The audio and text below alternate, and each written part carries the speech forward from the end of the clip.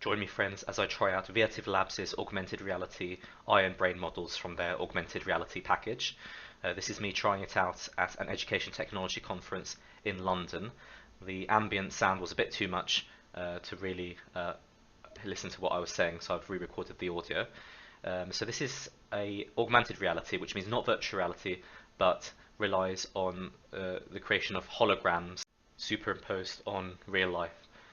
So obviously you can't really see what I'm seeing here, but what I'm doing is just taking layers and structures of the eye and just bringing them towards myself so I can see them closer up and manipulate them and spin them around using this small light wand.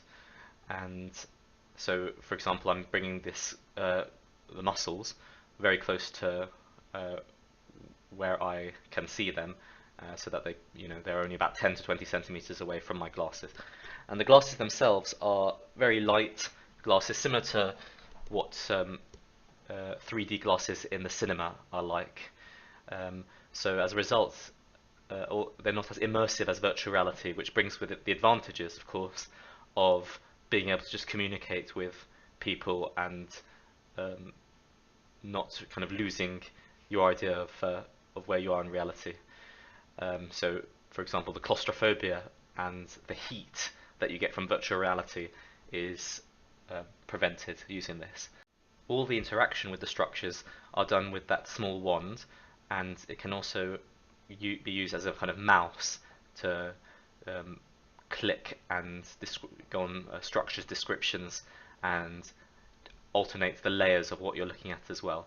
But what I liked about it was that it's very good for easily manipulating structures, just with quite delicate movements. So this shows all the various structures in this model. It's a crude model, it's not the most in-depth eye model, so this isn't really particularly useful compared to other virtual reality eye structures for learning anatomy, but it's just a kind of sign of things which can potentially come out of this augmented reality, which can potentially make it more usable to the mass market than virtual reality, especially tethered virtual reality, which can be quite heavy and cumbersome. So this is the brain model, where different structures in the brain can be manipulated again, and layers can be highlighted, and there's a little quiz in which you drag the part of the brain that you're looking at to the label. So this is perhaps quicker as a kind of means of testing than similar kind of applications in virtual reality. But again, the actual quality of the image and the immersion is less than you get in virtual reality, so you get a less of a feel about the context of structures than you would with virtual reality, but it's still a useful tool, I think.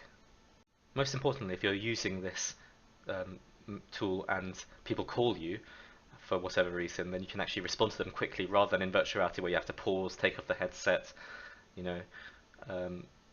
kind of readjust yourself to real life. With this, it's just you don't even need to take the glasses off. Of course, you can just speak to people because you can see them in a normal setting. So this is quite nice, this ability to just move around the structures quite easily using the wand, and kind of get an idea about the way they interact with each other. So these are part of a package, and in summary, they bode well as a future educational tool from Veative Labs, an Indian company. I'd be interested to see what they release next and how they develop this software further. And thank you for joining me.